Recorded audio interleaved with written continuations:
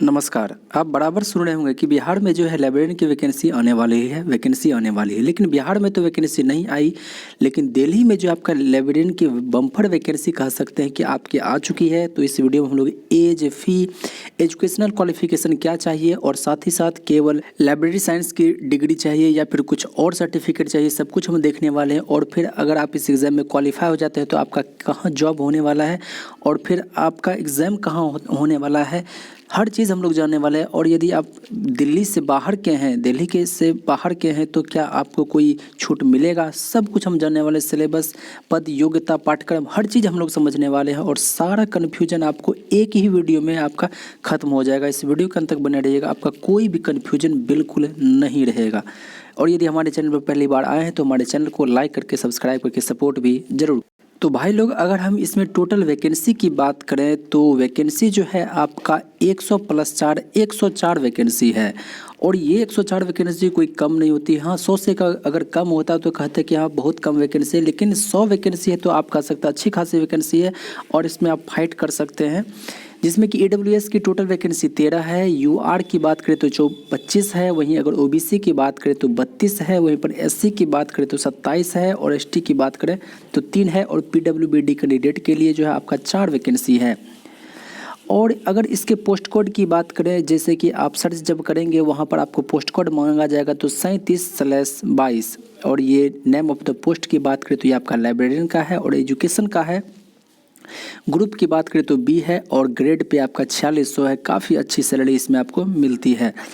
इसके बाद अगर हम लोग इसके opening date of submission of online application की अगर हम बात करें तो आपका 19 अक्टूबर से आपका एप्लीकेशन शुरू हो चुका है और क्लोजिंग डेट जो है वो आपका 18 नवंबर तक है।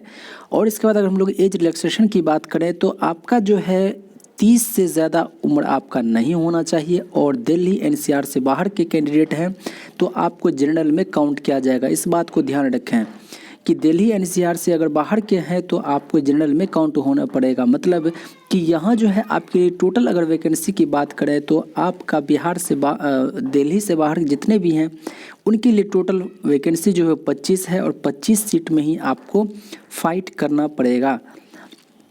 और साथ ही साथ ये भी ध्यान रखिए कि आपका 30 से ज़्यादा एज आपका नहीं होना चाहिए। लेकिन यदि आप दिल्ली से हैं और OBC हैं तो आपको 3 साल का छूट मिलता है। और यदि आप दिल्ली से हैं, SC ST है तो आपको 5 साल का छूट मिलता है। और यदि आप PWD कैंडिडेट हैं तो आपको 10 साल का छूट मिलता है। वहीं पर PWD कैंडिडेट हैं और दिल्ली में हैं और OBC में आते हैं तो आपको 13 साल का छूट मिलता है। और वहीं पर PWD कैंडिडेट हैं और दिल्ली से हैं और SC ST में आते हैं तो आपको 15 साल तक का छूट मिलता है। इसके अलावा और अभी आप चीज़ देख रहे हैं और खुद से भी पढ़ सकते हैं। बस अगर आप दिल्ली से बाहर के तो आपका 30 से ज़्यादा उम्र आपका नहीं होना चाहिए। इस बात का ध्यान रखें।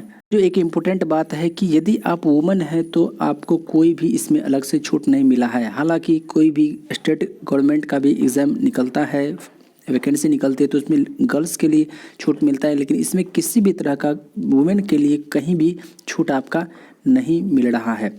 इसके बाद अगर हम लोग बात करें कि पे स्केल का, तो जैसा कि हमने आपको बता रखा है काफ़ी अच्छी सैलरी इसमें मिलती है। ग्रेड पे आपका 4600 है। और इसके बाद अगर हम लोग बात करें एजुकेशनल क्वालिफिकेशन, सबसे ज़्यादा डाउट एजुकेशनल क्वालिफिकेशन को ही लेकर के रहता है। आप ये चीज़ पढ़ सकते हैं। इसी चीज़ को हमने शॉर्ट एकदम समझाने के तरीके से लाया है कि degree from a recognised university और इक्विवेलेंट, मतलब कि डिग्री होना चाहिए, यानी कि आपने ग्रेजुएशन कर रखा है। ग्रेजुएशन का मतलब BA BSc BCom किसी से भी कर रखा है।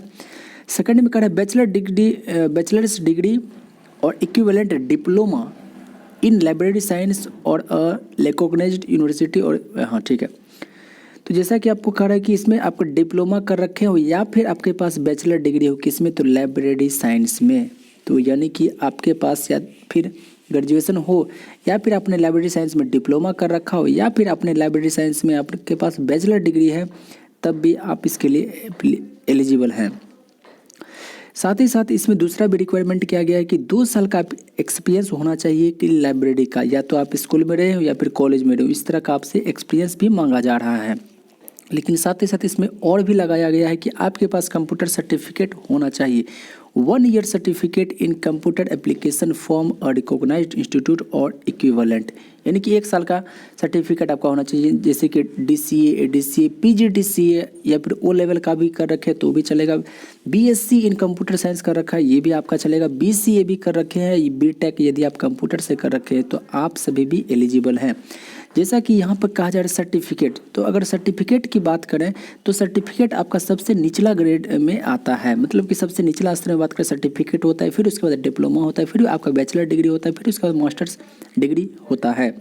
तो जब यहाँ सर्टिफिकेट की बात की जा रही है, यहाँ पर जब आप सर्टिफिकेट की बात की जा रही है तो समझ लीजिए कि सर्टिफिकेट के अलावे यदि आपने यहाँ पर डिप्लोमा कर रखा है या फिर बैचलर्स डिग्री है तो भी आप कंप्यूटर साइंस में एलिजिबल हैं। इसके बाद अगर हम लोग बात करें एग्जामिनेशन स्कीम का, सबसे ज़्यादा सवाल यहीं पर रहता है एग्जामिनेशन स्कीम को लेकर के कि आपका एग्ज़ाम किस तरह से होना है। तो जैसा कि आप देख रहे होंगे टीयर में लिखा हुआ है 1 टीयर का मतलब होता है एक शिफ्ट में ही आपका एग्ज़ाम होना है। टोटल आपका 2 घंटे का रहेगा और फिर 200 इसमें MCQ रहेगा, यानी कि ऑब्जेक्टिव क्वेश्चन रहेगा। टोटल मार्क्स की बात करते तो 200 रहेगा और ग्रैंड टोटल की 200। सेक्शन ए रहने वाला है, सेक्शन बी रहने वाला है। सेक्शन ए में जैसा कि आप देख सकते हैं कि आपका जनरल अवेयरनेस है और जनरल इंटेलिजेंस यानी कि रीजनिंग है, फिर मैथ्स है, फिर हिंदी है, फिर इंग्लिश है। टोटल 20-20 मार्क्स का रहेगा। और दूसरा जो है आपका लाइब्रेरी साइंस से भी सवाल रहेगा टोटल 100 नंबर का। ये सारा कुछ आप खुद से भी पढ़ सकते हैं, लेकिन मैं इसका पूरा निचोड़ करके लाया हूँ कि आपका 2 सेक्शन में आपका एग्ज़ाम होने वाला है। सेक्शन ए जो है आपका 100 नंबर का होगा, सेक्शन बी भी आपका 100 नंबर का होगा। सेक्शन ए की बात करें तो ये भी आपका MCQ यानी ऑब्जेक्टिव होगा और सेक्शन बी भी जो है आपका MCQ ही होने वाला है, जिसमें कि आपका 5 सब्जेक्ट रहने वाला है सेक्शन ए में और सभी का इक्वल वेटेज है 20-20-20, सबका 20 नंबर ही है। यहाँ अगर बात करें GK GS का तो 20 नंबर, रीजनिंग 20 नंबर का, मैथ्स 20 नंबर का और हिंदी 20 नंबर का और इंग्लिश भी आपका 20 नंबर का रहता है। इसके अलावा हम सेक्शन बी की बात करें तो सेक्शन बी में भी 100 नंबर का ही रहने वाला ऑब्जेक्टिव क्वेश्चन, लेकिन यहाँ से लाइब्रेरी साइंस से ही आपका सवाल रहेगा। टोटल जो आपका कट ऑफ मार्क्स निकलेगा 200 पर निकलेगा, यानी कि इसमें भी करना अनिवार्य है और इसमें भी करना अनिवार्य। हालांकि इसमें मिनिमम क्वालिफाइंग नहीं रखा गया है, लेकिन इसमें मिनिमम क्वालिफाइंग है कि यदि आप उससे नीचे करेंगे तो फिर नीचे मार्क्स आता है। अगर इसमें आप फेल हो जाते हैं तो फिर आपको हर चीज़ में फेल मान लिया जाएगा। हालांकि इसमें कोई मिनिमम मार्क्स की बात नहीं करी गई है, लेकिन 200 मार्क्स में अगर बात करें, हालांकि लाइब्रेरी साइंस में मिनिमम क्या होना चाहिए ये भी क्लैरिफाई नहीं किया गया है।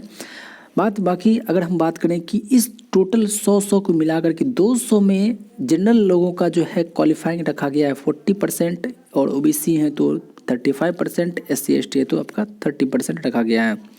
हालांकि जो दिल्ली से बाहर हैं तो उन लोगों को 40% ही आपका होगा 200 में। और हालांकि लाइब्रेरी साइंस में कितना होगा मिनिमम मार्क्स क्वालिफाइंग मार्क्स वो तय नहीं किया गया, क्लैरिफाई नहीं किया गया है। लास्ट ये चीज़ आपको देखना बहुत ज़्यादा ज़रूरी है, क्योंकि इसमें हम लोग पूरी हर चीज़ में छोटी छोटी बातों को हम लोग क्लियर करेंगे कि टोटल लिमिट अगर देखें तो आप 18 नवंबर है। 18 नवंबर आपका क्लोज डेट है फॉर्म फिलअप करने का। एज आपका 18 नवंबर में हो जाना चाहिए, 18+30 से ज़्यादा नहीं होना चाहिए। और एजुकेशनल क्वालिफिकेशन जो भी सर्टिफिकेट जो भी डिग्री रखे हैं वो हर चीज़ 18 नवंबर 2022 तक में क्लियर आपका हो जाना चाहिए। और आपका एग्ज़ाम जो होगा वो एक ही शिफ्ट में होगा, 2 घंटे का होगा, यानी कि आप कह सकते हैं कि 200 क्वेश्चन के लिए आपको 200 मार्क्स मिलेंगे और इसमें टोटल 120 मिनट, यानी कि एक क्वेश्चन को करने के लिए आपके पास 1 मिनट भी नहीं है। और आपका एक ही शिफ्ट में आपका एग्ज़ाम होना है और ये एग्ज़ाम आपका बिल्कुल ऑनलाइन होगा और साथ ही साथ आपका एग्ज़ाम सेंटर जो है वो आपका दिल्ली में ही होगा, यानी कि आपको एग्ज़ाम देने के लिए दिल्ली जाना पड़ेगा। यदि आप दिल्ली जाने में असमर्थ हैं या फिर आप सोचते हैं कि नहीं हम तो दिल्ली नहीं जा पाएंगे तो फिर ये फॉर्म आप नहीं भरें। और जॉब लोकेशन भी आपका दिल्ली में ही रहने वाला है, हर चीज़ आपका दिल्ली में। और नेगेटिव मार्किंग की बात करें तो 0.25 यानी कि 4 गलती करते हैं तो आपका एक सही आंसर भी आपका काट लिया जाएगा। और अगर शिफ्ट वाइज आपका एग्ज़ाम होता है तो उसमें नॉर्मलाइजेशन भी किया जाएगा, इसमें कहीं कोई संदेह की बात नहीं है। तो इसमें जो बातें समझने वाली है, 18 नवंबर आपका लास्ट डेट है और एक टीयर में आपका एग्ज़ाम होने वाला, एक ही शिफ्ट में ऑनलाइन एग्ज़ाम होगा, एग्ज़ाम सेंटर आपका दिल्ली होगा और जॉब लोकेशन भी आपका दिल्ली ही होगा। तो साथियों आशा करते हैं कि आपको सारा चीज़ क्लियर हो गया होगा, इससे संबंधित कोई भी आपका डाउट नहीं रहा होगा। लेकिन अगर कोई डाउट रहे तो आप हमें कमेंट करके ज़रूर बता सकते हैं। अंत तक बने रहने के लिए आपका बहुत बहुत धन्यवाद, शुक्रिया, जय हिंद। और यदि किन्हीं लोगों को और यदि किन्हीं लोगों को फॉर्म भरने में दिक्कत आ रही हो तो आप हमें कमेंट कर सकते हैं, आपको मैं लिंक प्रोवाइड कर दूंगा जहां से कि आप वहां पर जा कर के आप ऑनलाइन कर सकते हैं। और इसमें अगर फ़ी की बात करें तो आपका 100 रुपीज़ लगने वाला है, जिसमें कि SC ST हैं या फिर फीमेल है तो फिर आपको वहाँ कोई रुपए चार्ज नहीं करने पड़ेंगे। लेकिन यदि आप दिल्ली के हैं तो दिल्ली से बाहर हैं तो आपको 100 रुपये का चार्ज करना पड़ेगा। शुक्रिया, जय हिंद।